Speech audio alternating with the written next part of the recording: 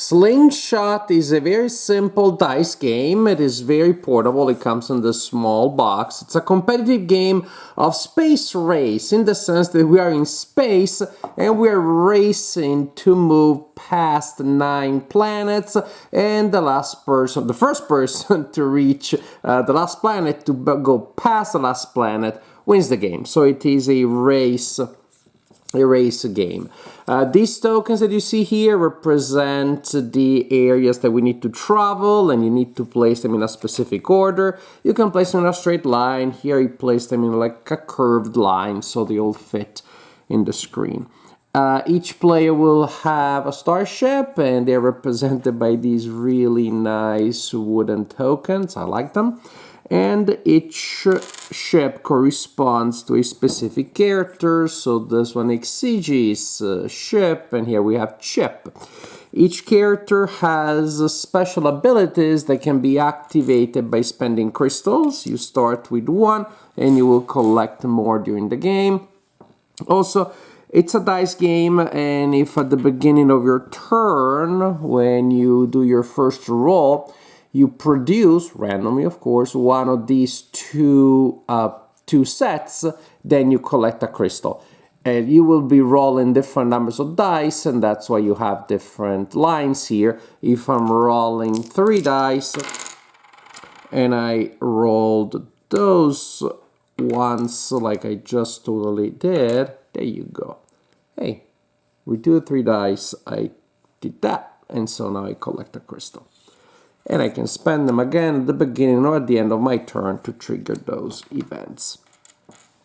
So, when it is my turn, I look at the set that I need to complete to pass a planet. Sometimes there's a single one, which means I need to produce those 3 results. Sometimes there's more than one, in which case that means I need to produce first these 2 and then these 2. And that's the general idea.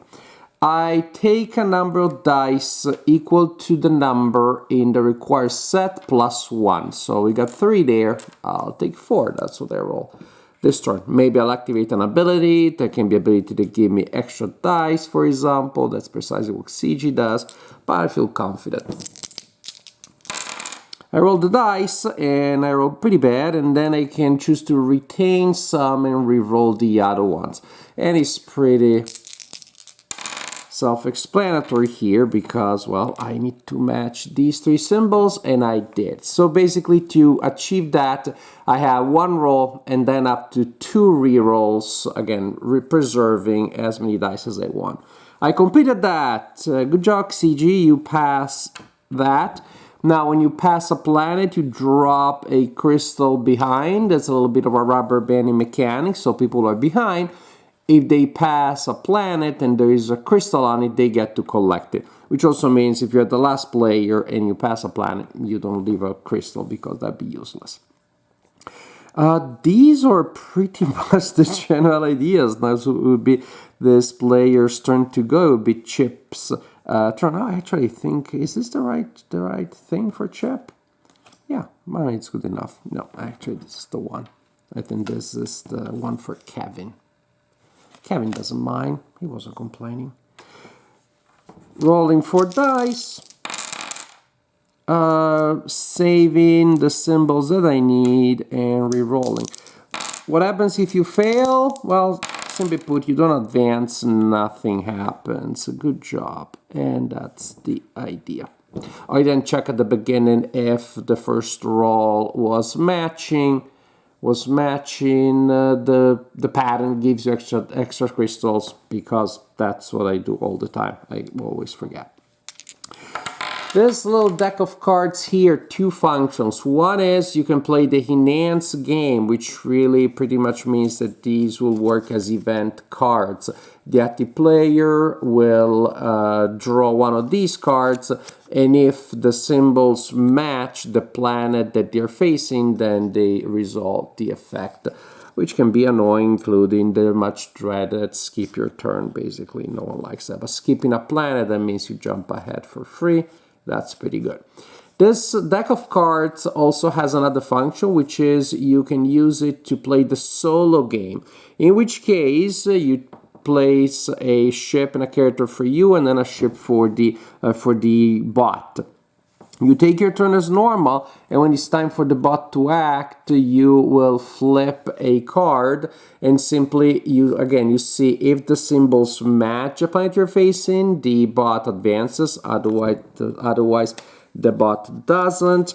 And also if the card shows a crystal, the bot advances. And so you're just racing against the bot, and the bot will advance many times, and sometimes it won't. First player to reach to pass the last planet wins the game. This is how you play Slingshot. It's very simple. When I read the rulebook, I thought this game probably was going to be too simple and too random to play a game night with my adult friends. And so I played a first solo two-handed. I simply placed two characters there, and I played both. And then I played the proper solo. And it kind of confirmed my idea that it is a very simple, light game. It's a game that, if this came out 10 years ago, when my kids were a lot smaller than now, one of them is already in high school, I think they would have loved it. It's just like, yeah, I can totally see kids getting very excited, very into it. The idea that kids don't like to be left behind, but you get to collect a crystal. I think as a family game, as a game to play with children or even children among themselves, it can be very, very fun and very effective. It still has a couple of actually tiny little things that do feel a little bit fiddly, because you had to check the pattern there, which I always forget. You had to make sure you understand the rules, and that's a couple of times where I was a little bit uncertain about how to implement some of the special rules, but then I was playing solo, so if I misunderstood something, nobody gets hurt. And then you can use the crystals with unique powers. There are just still a couple of things that make it not a complicated game by any means, but a game with sometimes a little bit of a bumpy road, which is surprising for a game that basically relies a lot on roll dice and try to be lucky. Because yes, the crystals and the abilities will give you luck mitigation, but part of that is also luck-based, because I need to roll the right sets to get the crystals that will allow me to mitigate my luck by using special abilities. The rubber banding element, that works, that works, and that mitigates that luck. But ultimately, in my two-handed solo game, one player just couldn't get past the first planet, and the other player was already like here, and that was it. And I played until the end, and this player behind even caught up a little, but the game was pretty much decided by a couple of really bad rolls at the beginning, which may happen, and there is nothing that you can do about it. So